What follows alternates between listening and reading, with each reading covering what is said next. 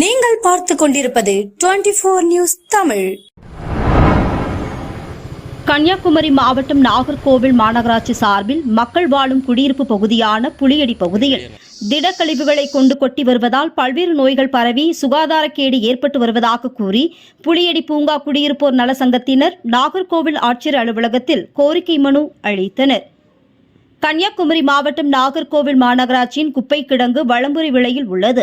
நாகர்கோவில் மாநகராட்சிக்குட்பட்ட 51 வார்டுகளில் உள்ள குப்பைகள் தினசரி சேகரிக்கப்பட்டு வலம்புரி விலையில் உள்ள குப்பை கிடங்கில் கொட்டி வருகின்றனர்.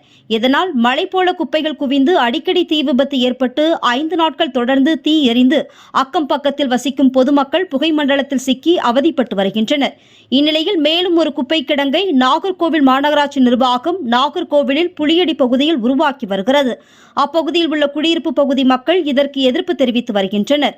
கொட்டப்படும் குப்பைகளால் பல்வேறு நோய்கள் பரவி வருவதாகவும் இதனால் இப்பகுதி முழுவதும் சுகாதாரக்கேடு ஏற்பட்டு வருவதாக கூறி புளியடி பூங்கா குடியிருப்போர் நல சங்கத்தினர் மாவட்ட ஆட்சியர் அலுவலகத்தில் இந்த திடக்கழிவுகளை குடியிருப்பு பகுதியில் கொட்டாமல் வேறு மக்கள் வசிக்காத இடங்களில் கொண்டு செல்ல நடவடிக்கை எடுக்குமாறு கோரிக்கை மனு அளித்தனர்.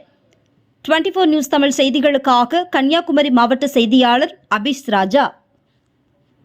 அதாவது நாங்கள் நார்வேல் வடசேரி நகர்ப்புற மேம்பாட்டு வாரியத்தில் நாங்கள் 120 குடும்பங்கள் இருக்கோம். அதாவது நம்ம பக்கத்தில் சுடுகாடு மின்சார சுடுகாடு இருக்குது. நகர்ப்புற மேம்பாட்டு வாரியத்தில் புளியடி பூங்காஞ்சலி ஒரு பார்க் இருக்குது. அது பார்த்தா 120 குடும்பங்கள். இந்த 120 குடும்பங்களுமே தினசரி கூலி ஆட்கள் தான். அவங்களுக்கு வேண்டி தான் மோடி திட்டத்திலேருந்து 120 வீடை போட்டு எல்லாத்தையும் நாங்கள் வசி வருவோம். இதுவரை வந்து 4 வருஷம் ஆகுது. இதுவரைக்கும் எங்களுக்கு குடிநீர் கிடையாது. நாங்கள் மோட்டர் தண்ணி தான் யூஸ் பண்ணுறோம். இன்னொன்று தண்ணி எடுக்கணும்னா நாங்கள் 1.5 கிலோமீட்டர் அறுவலை தாண்டி அந்த பக்கத்தில் போய் எடுக்கிறோம். இல்லை புத்தேரி ஆஸ்பத்திரியில் எடுக்கிறோம். ஆட்டோவில் வரோம், சைக்கிளில் கொண்டு வராங்க. நல்ல தண்ணி கிடையாது. நல்ல தண்ணி குடி தண்ணி தான். குடி தண்ணி இல்லாததுனால தான் எங்களுக்கு ரொம்ப இதாகிட்டு இருக்குது. அடுத்தபடி என்னென்னா, ஒரு 4 வருஷத்துக்கு முன்னாடியே திடக்கழிவு மேலாண்மைன்னு சொல்லிட்டு நம்ம பீச் அவுட்டில் உள்ள திடக்கழிவு மேலாண்மை நம்ம புளியடி அப்பார்ட்மெண்ட்டுக்கு பக்கத்தில் இருக்கக்கூடிய புளியடி பூங்கா கொண்டு வராங்க. ஏற்கனவே சுடுகாடு பக்கத்தில் சின்னதாக இருக்குது. அது அந்த பக்கத்துலேயே வச்சுருந்தா பரவாயில்ல. இப்போ மொத்தமாட்டு உள்ள நார்வேல உள்ள கழிவு பூரா இங்கே கொண்டு வந்தாச்சுன்னா எங்கள் மக்களுக்கு இருக்கிறதுக்கு ரொம்ப சுகாதாரம் இருக்காது. ஏன்னா சின்ன பிள்ளைகள் இருக்காங்க, வயசு 60 வயசுக்கு மேலே உள்ளவங்க இருக்காங்க. அவங்களுக்கு நோய்களோட ஏற்கனவே தண்ணி இல்லாத கொடுமை வேற, பஸ் வசதி கிடையாது எங்களுக்கு. அடுத்தது இந்த திடக்கழிவு மேலாண்மை வந்துட்டுனா எங்களால் அந்த வீட்டில் வசிக்க முடியாது. ஏன்னா நாங்கள் கஷ்டப்பட்டு தான் நாங்கள் 3 லட்ச ரூபா கொடுத்து அந்த வீட்டில் இருக்கோம். 120 குடும்பங்கள் இருக்கோம். எப்படி 500 பேருக்கு மேலே நாங்கள் குடும்பமாக இருக்கோம்.